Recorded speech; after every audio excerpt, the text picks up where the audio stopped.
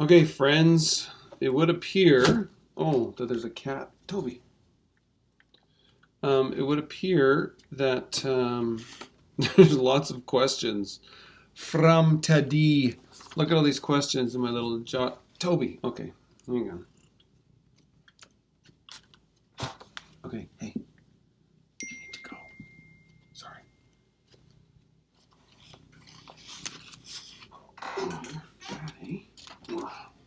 Oops, I thought I paused it. Well, I'm going to pause it while I organize myself. Hey, sorry about that. I think I have like 9 questions.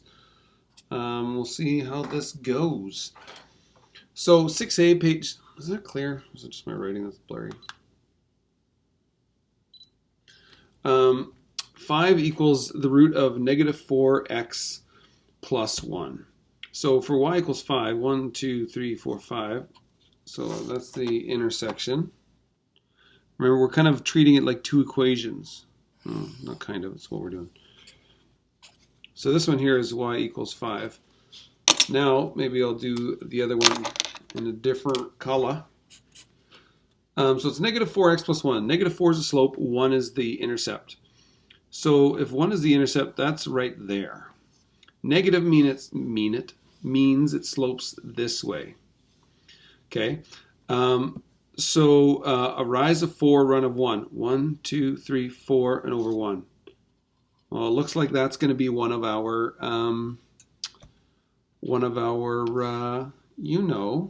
intercepts or solutions. Now, if we continue this line, it's 1, 2, 3, 4, and 1 goes there. 1, 2, 3, 4 is there. Now, because it's absolute value, these ones, we get the mirror image of these bad boys. So this one will go up 3, so it's 1, 2, 3. This one is 1, 2, 3, 4, 5, 6, 7. So it's 1, 2, 3, 4, 5, 6, 7. Okay. So now there's a tiny little trick here that I don't think I mentioned in the lesson, and that's okay, because if I tell you everything, you're not gonna figure it out for yourself. When you figure it out for yourself, you learn more. In this case, you might be tempted to kind of connect it like to here and then bounce up. You notice that's not going to be a straight line, right? These 3 aren't a straight line. These 2, if they follow, okay, one thing at a time. Right here, I'll use my ruler. So these all, are they in the right? Yeah. It's an off-center dot, but it's in the right spot. So that would be a straight line, right? So it goes right to that point, right to here. Like that should be where it bounces. It's not a nice pretty number. It's not at 0. It's not at 1 or anything. It's in between. And that point should be where these guys line up as well. We'll go like that. Yeah, see, notice it lines up right there as well. So that's the tricky part with making those connections. Shut up. Not you guys. My son is making fun of my hair. My daughter tried to, for the first time ever, cut hair with scissors last night. Tried to is a generous saying. I'm gonna shave it tonight. It's terrible, hey? Yeah. Okay, anyways. So this is it. That's the tricky part, my friends. Okay, now notice like this was the first line. Like if this wasn't an absolute value, oh, I just realized it's not going to be a nice, neat answer for that either, is it? What does the book say? 6A. Why do I feel like I'm tempted to restart this recording? 6A. 1.5. Yeah. 1.5, right? If you just do this line, negative 4x plus 1, it would continue like through these guys, right? But it bounces at the x-axis. If you wanted to, I have a feeling just me doing this one question, there's going to be lots of, oh. If you wanted to do like a table of values with this, you can. So you would just like, for kind of x and then y, you know, if you're plotting points, let's just start at -1. If x is -1, -4 times -1 is 4. 4 plus 1 is 5. So at -1, at 5, that works. 0. If you guys are having personal conversations, I'm recording right now, just so you know. 0 and 1. 0 and 1, that works. +1, -4 times +1 is -4. -4 and 1 is -3, but it's the absolute value. So it's going to be +3. So at 1, it's at 3. At 2, -4 times 2 is -8. Negative plus 1 is -7, but it's absolute value. So that's +7.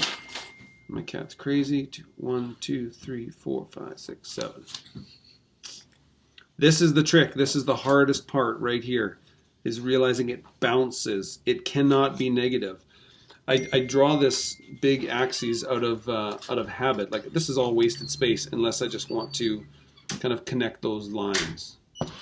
Okay? One question, 6 minutes. I have a feeling that this might be better. If you're stuck after this, it might be better to do kind of like a one-on-one kind of chat video thingy. But anyway, that's number 6. That's the first question. I'm going to pause it while I set up the next one.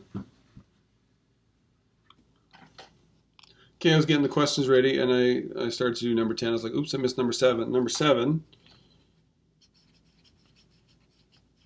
you don't have to do it. Okay? You don't have to do that one. I'm going to pause it again. Okay, we're recording. Number 10, page 642. Manufacturer rejects 275-gram boxes of crackers when the actual mass of the box differs from the stated mass by more than 3.5 grams. Okay, quality control here. So it's basically 275 plus or minus 3.5. That's the range that it's saying. Write an absolute value equation that can be used to determine the greatest and least masses that are acceptable. Greatest and least. Okay. Greatest and least. So the absolute value. Oh, so whatever the mass of the box. So let's just say M is the mass of the box. So the mass. So it's going to be the difference between the mass and 275. So the mass minus 275. Because a lot of you, when you did your like a presentation for the last test with absolute values, I really like how a lot of people talked about the number line and said it's a distance, whether it's on the negative side or the positive side, it's a distance. So from like 0 to 3 to -3, that's a distance of 3. So think of it this way. It's the same way. How far away is it from 275?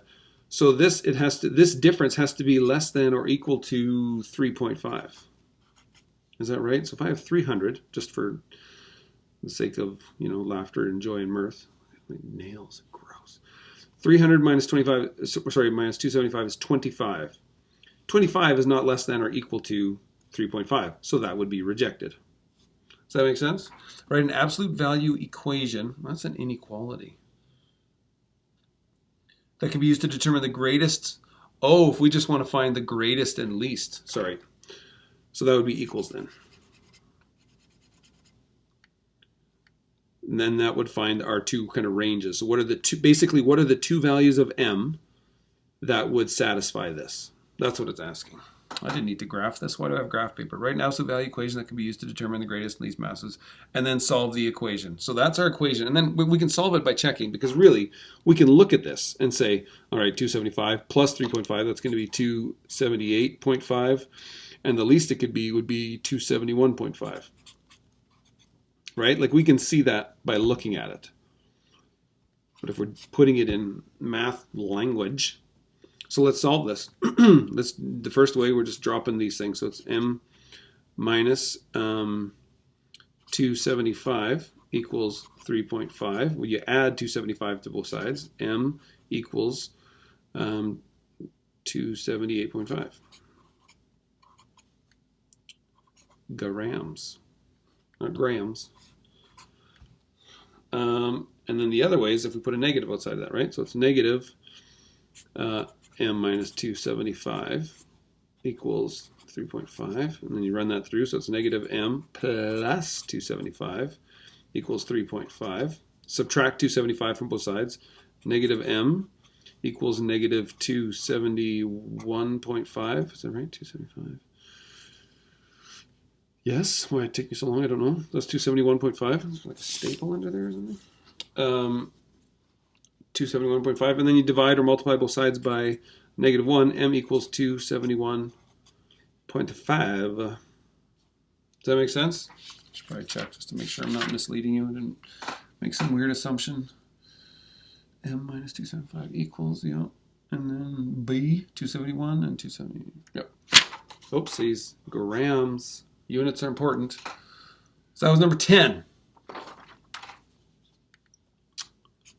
Next, 11's popular, B, C, D. Cool.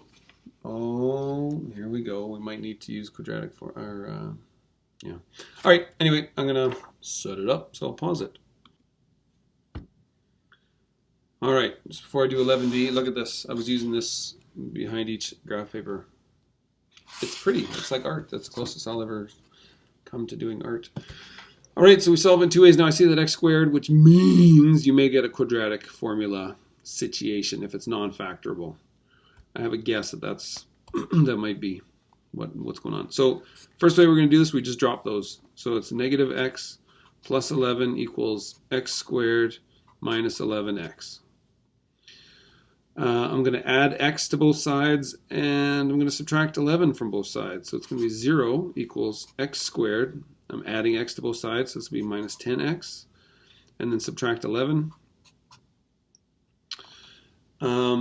So it gets to a place where I need to factor it. If we didn't have an x here, like a single x, we got the x squared. If we didn't have the x, then we could just get x squared by itself and then take the square root of both sides. But in this case, we got to factor and come up with some possibilities. Is this going to factor? X minus 11, x plus 1. Yes, it will. So x either equals 11 or negative 1 on that side. Oops, just make sure it stays in frame. Now we go the other way. I feel like I'm going fast. I should slow down. This is the divider. Negative x plus 11 equals minus x squared minus 11x. Okay, so negative x plus 11 equals negative x squared plus 11x. I like my leading coefficient to be positive, so I'm going to bring the x squared to this side. So everything is going to come to this side. So it's going to be x squared, and then negative 11x, and negative x is negative 12x. Oh, this actually worked out nice. No quadratic formula. Because when we factor this, we're going to have x, and we're going to have negative 11 and negative 1. So x equals 11 or 1. So in sum, x equals 11, positive or negative 1. 11b, check my work. Negative 1, positive 1, 11, yep. Okay, so that's 11b. Now we're going to do 11c.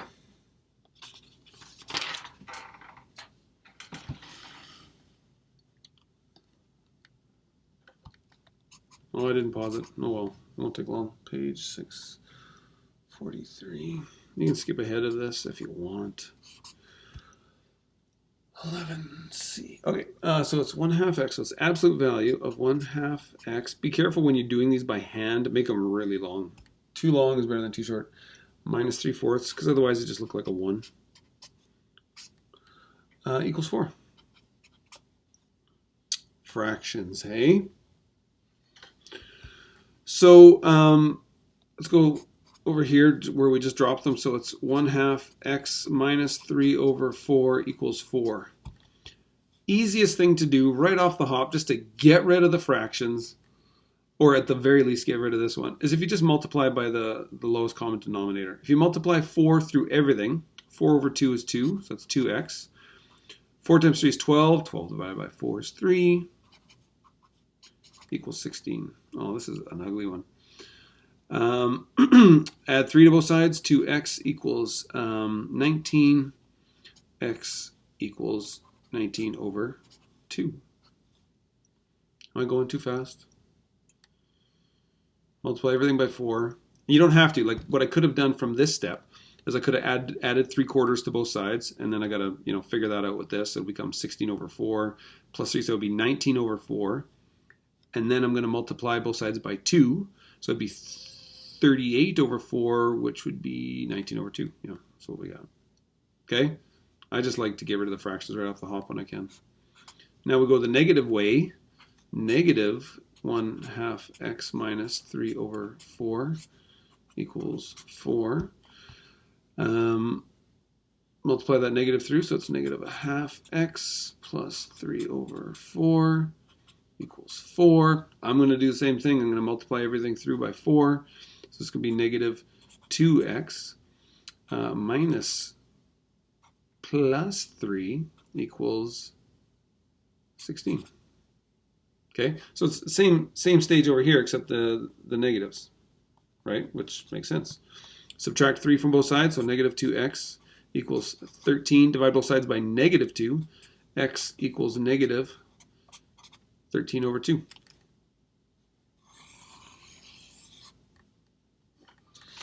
Let's just check. I hate it when I post something and then find out later I made a mistake. 11c. Negative 6.5 and 9.5. Negative 6.5, 9.5. Yeah. I prefer fractions, but if you'd said, this is 9.5 and this is negative 6.5, I would forgive you. What the heck was that? That was 11c. Wait a minute. There's 11d yet. How big is this? Is this going to take up space? Oh, for sure. Page 644, 11d says 3x plus 18 equals 2 times the absolute value of x squared plus 6x. Cool, cool, cool. Try and keep my angles fair. Put it away. All right, whatever. First way. Is this going to be a quadratic formula question? 3x plus 18 equals 2 times x squared plus 6x. 3x plus 18 equals 4x squared plus 12x. I have my positive leading coefficient here, so I'm just going to bring everything to the right. So I'm subtracting 3x and subtracting 18 from both sides. So it's going to be 0 equals 4x squared. 12x minus 3x is 9x. 0 minus 18 is negative 18. It's going to take some time, eh? Is this factorable? 4 times 18, that's 36, 72. 72 is 9 and 8, or what? 4 and 18? It's not factorable.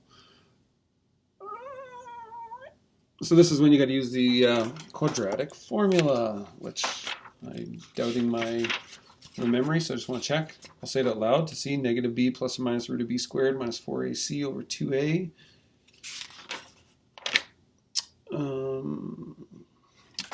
Okay, so x equals negative b plus or minus the root of b squared minus 4ac.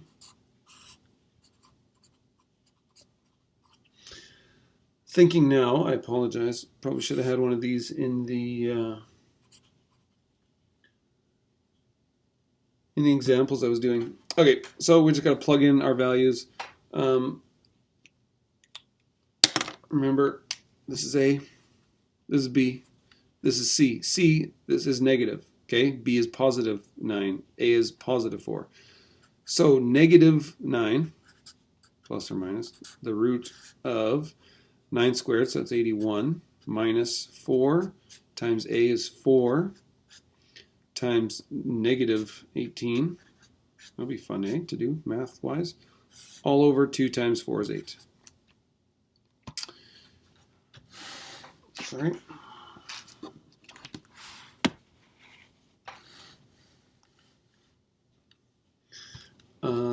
Okay. So we have negative 9 plus or minus the root of 81 minus 16 times 18. 16 times 16 is 256. 256 plus 32 is 288, I think. Well, that's probably wrong.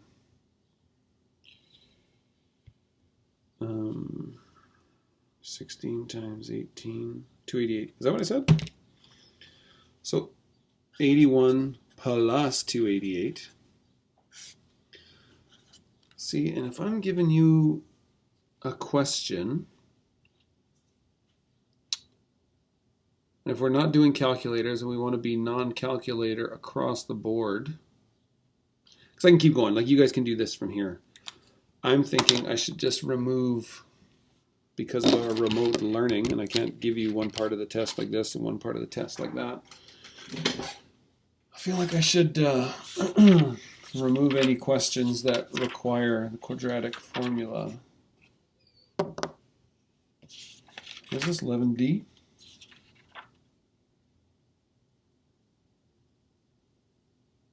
Works out to 1.5.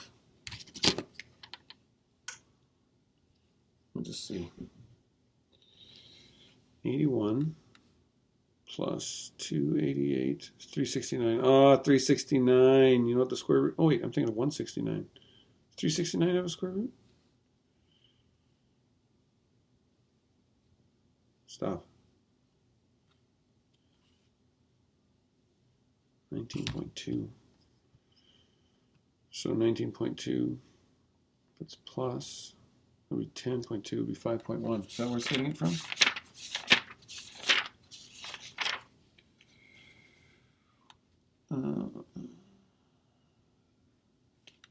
Okay, I'm going to pause because I think I made a mistake somewhere because this isn't jiving. Gross. Sorry, hang on. Well, this is embarrassing. 2 times x squared. I somehow made that x squared into that. So what is this? This is 2250 of the video.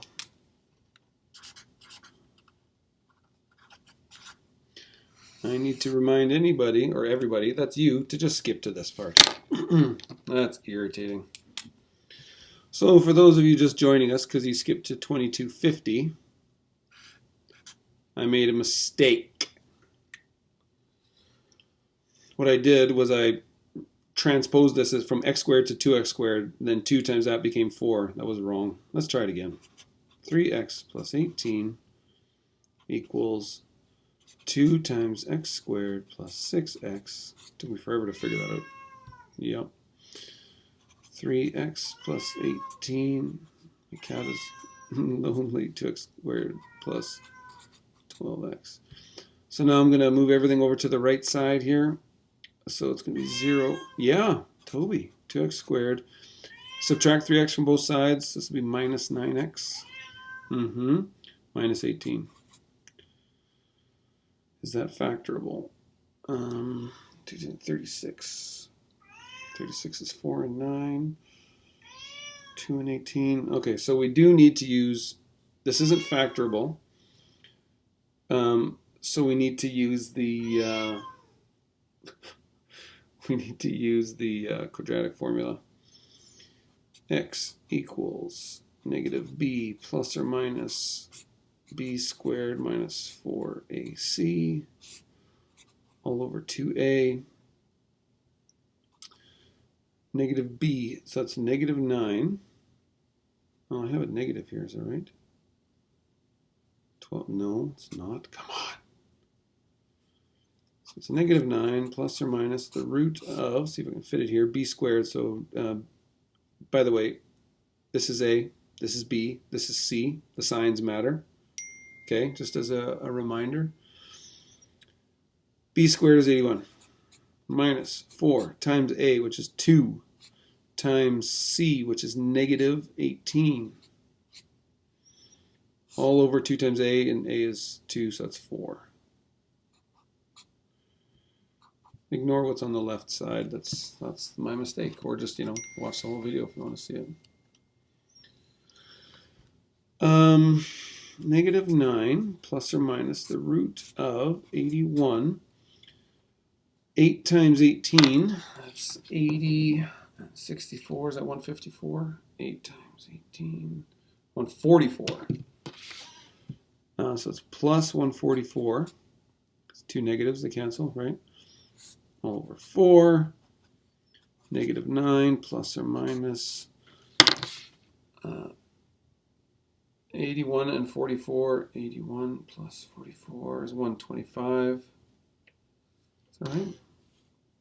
No, plus 144, so it's 225. Okay, so that works out nicely. Oops.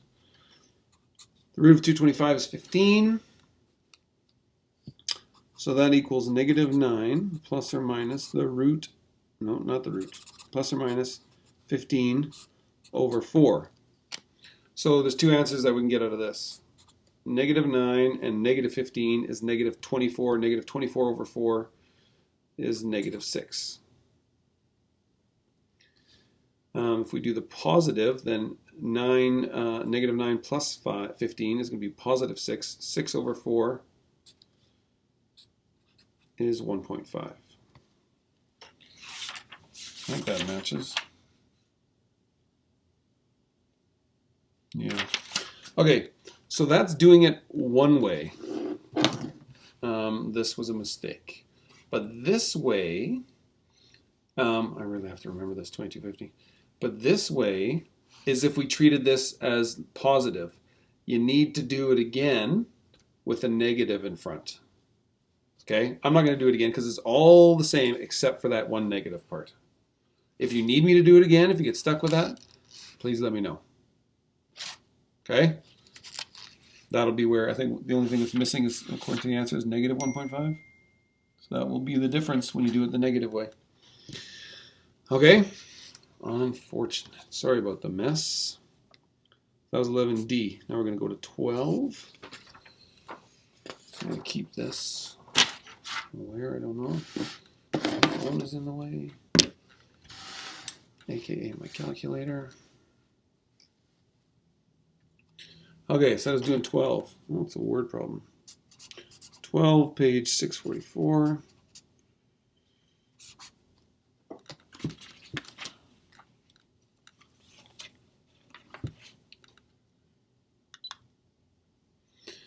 Okay, it says a student solved the equation 2x squared plus 3x minus 1, blah, blah, blah, blah. And reason that since the absolute value of an expression cannot be negative, the equation has no solution. Is the student correct? They're correct in the idea that the absolute value cannot be negative. Here. They're correct in that the negative here. That it cannot be negative. But the thing is, it's Toby. Working from home. Sorry, guys. Hey, get off the computer. Oh, did he pause it? He froze it. What did he press? As if. Still recording. Does that mean you can hear me? I don't know. I'm going to start over.